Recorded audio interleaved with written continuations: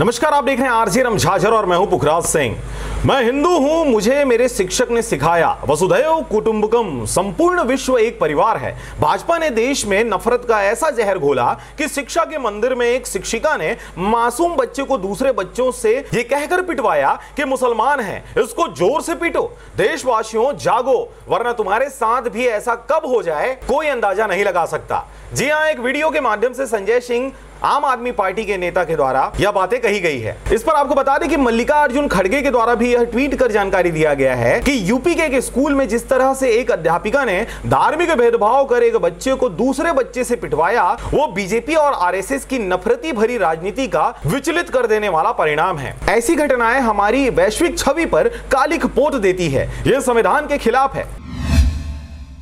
इसके साथ ही आपको बता दें कि सुमित चौहान ने भी यह ट्वीट कर जानकारी दिया है कि इस द्रोणाचार्य शिक्षिका को तुरंत गिरफ्तार करना चाहिए। तृप्ता त्यागी नाम की ये महिला टीचर सिर्फ मुसलमान बच्चों से भेदभाव ही नहीं करती, बल्कि हिंदू बच्चों के दिमाग में मुसलमानों के खिलाफ जहर भी भर रही होंगी। इसका बाहर रहना ही ठीक होगा, समाज के लिए महिला हानिकारक है, यह कहना है सुमित चौहान जी का। इस पर अगर हम बात करें तो आपको जानकारी दे दें कि एक वीडियो अभी सोशल मीडिया पर वायरल हो रहा था, जिस पर एक स्कूली छात्र को वहां के बच्चों के द्वारा पीटा जा रहा था। वीडियो में सामने निकलकर यह आया कि एक शिक्षिका के द्वारा इस प्रकार के करतूत को अंजाम दिया जा रहा था। इस पर आगे ट्वीट के माध्यम से पवन खरे ने यह जानकारी दिया कि एक विद्यालय का वीडियो देखा जिसमें अध्यापिका खुलेआम कक्षा में एक मुस्लिम बच्चे को हिंदू बच्चों से पिटवा रही थी। इस नफरती माहौल के लिए सिर्फ सत्ताधारी दल की राजनीतिक विचारधारा को ही जिम्मेदार नहीं ठहरा सकते, मीडिया के एक बहुत बड़े वर्ग को जिम्मेदारी लेनी होगी।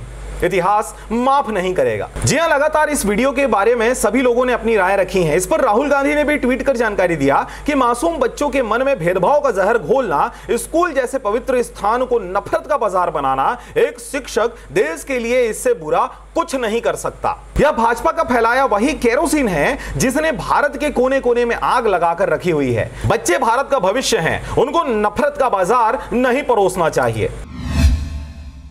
और अब अगली बड़ी खबर की बात कर लेते हैं। भूपेश बघेल ने ट्वीट कर यह बताया है बिना शौचालय के ओडीएफ कैसे।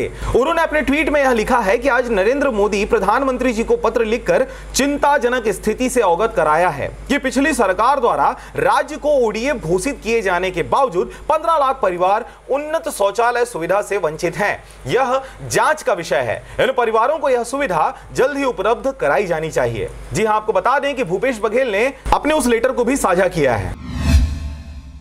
और अब अगली बड़ी खबर की बात करते हैं कि जिस प्रकार से आप जानते हैं कि चंद्रयान 3 का सफल लैंडिंग चांद पर हो चुका है। इस पर कईयों के द्वारा ट्वीट कर अपनी बातें रखी जा रही है।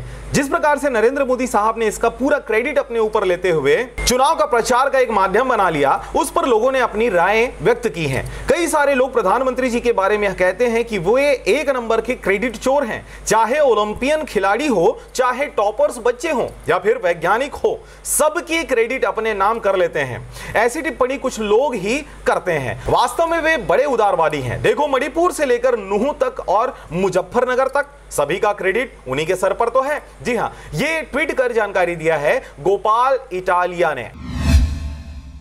और अब अगली बड़ी खबर की बात कर लेते हैं। यूपी कांग्रेस के द्वारा एक ट्वीट कर जानकारी दिया गया है, चाहे लाठी चलेगी चाहे गोली चलेगी, हम लोग छाती खोलकर सामने खड़े रहेंगे, पीठ नहीं दिखाएंगे। बोलने वाले और लड़ने वालों को ईडी, सीबीआई और बुलडोजर से डराया जाता है, उस बुलडोजर का मुंह घुमा देंगे। जी हां, यह कहना है प्रदेश अध्यक्ष काशी की राय जी का।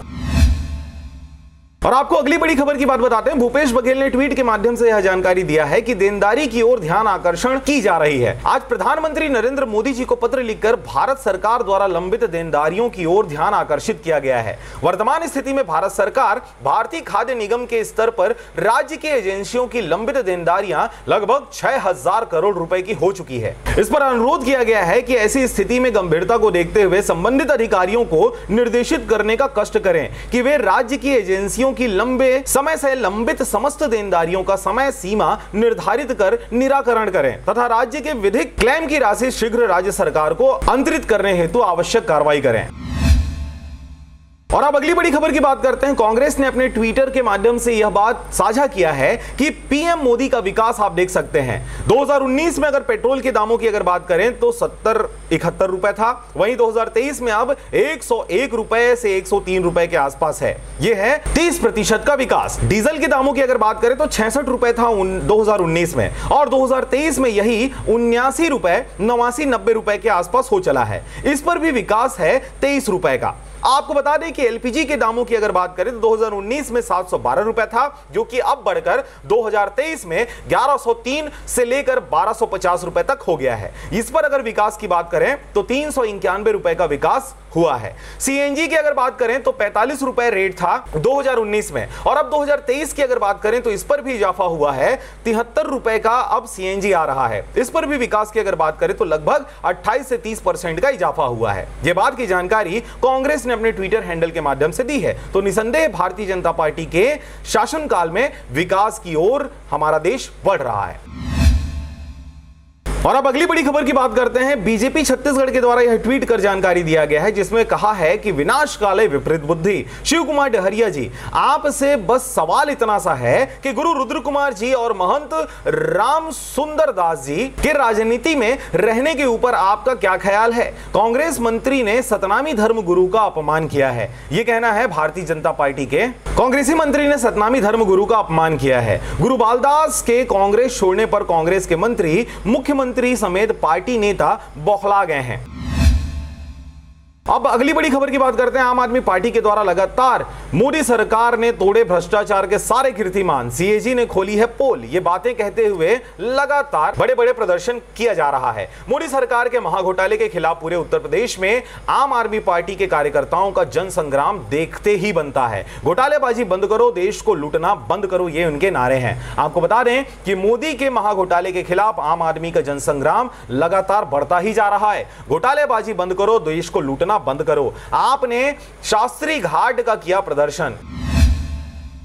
इस पर अगली बड़ी खबर की बात कर लेते हैं। सुप्रिया शिनेटे ने कहा कि कुछ महीने पहले भारत जोड़ो यात्रा की कन्याकुमारी से कश्मीर तक चले थे। हमारा लक्ष्य बीजेपी और आरएसएस की नफरत और हिंसा के खिलाफ खड़ा होकर देश में भाईचारा और मोहब्बत फैलाने का है। नफरत के बाजार में हम मोहब्बत की दुकान खोलने के लिए निकले हैं। मैं आपके मन की बात सुनने आया हूं, यह कहना है राहुल गांधी जी का।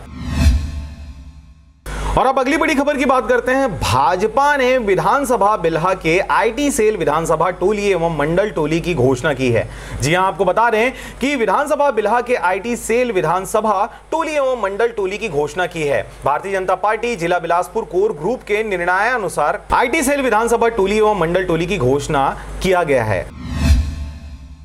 और अब अगली बड़ी खबर की बात करते हैं। छत्तीसगढ़ मुख्य चुनाव आयुक्त बोले विधानसभा चुनाव में 80 से अधिक आयु के व्यक्ति और दिव्यांग डाक से कर सकेंगे मतदान। जी हां, आपको बता दें कि किस प्रकार से छत्तीसगढ़ में होने वाले विधानसभा चुनाव को लेकर मुख्य चुनाव आयुक्त राजीव कुमार ने शनिवार को कहा कि छत्तीसगढ़ में आगामी विधानसभा चुनाव में 80 वर्ष से अधिक उम्र के लोग और 40% से अधिक विकलांगता वाले लोग डाक मतपत्र के माध्यम से घर से ही वोट डाल सकेंगे। उन्होंने कहा कि राज्य में 80 वर्ष से अधिक उम्र के 2 लाख से अधिक मतदाता हैं।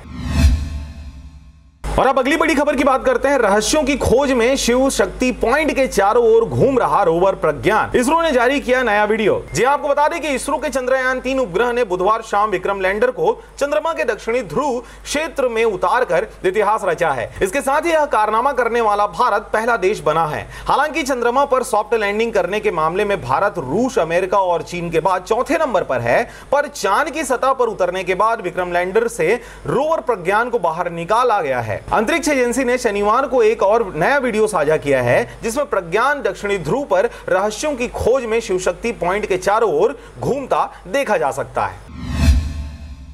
और अब अंतिम बड़ी खबर की बात कर लेते हैं। केबीसी 15 में हॉट सीट पर पहुंचे छत्तीसगढ़ के सौरभ। बिग बी ने पूछा इस धनराशि का क्या करेंगे? जवाब में मिला गर्लफ्रेंड को घुमाऊंगा। जी हां, आपको बता दें कि कौन बनेगा करोड़पति यानी केबीसी के 15वें सेशन की शुरुआत 14 अगस्त से हो चुकी है। इस शो में शुक्रवार को दुर्ग के सौरभ सेन गुप्ता हॉट सीट पर पहुंचे। इस दौरान जब शो के होस्ट महानायक अमिताभ बच्चन ने सौरभ से धनराशि के उपयोग के बारे में पूछा, तो उन्होंने बताया कि वे इन पैसों से अपनी गर्लफ्रेंड को घुमाना चाहते हैं। इस पर अमिताभ बच्चन ने सौरभ को शुभकामनाएं देते हुए हंसी मजाक किया। तो ये थी आज की कुछ महत्वपूर्ण खबरें जो आप तक हमने पहुंचा दी है। चैनल को सब्सक्राइब करें, खबरों को ज्यादा से ज्यादा शेयर करें। फिलहाल मुझे दीजिए विदा, नमस्कार।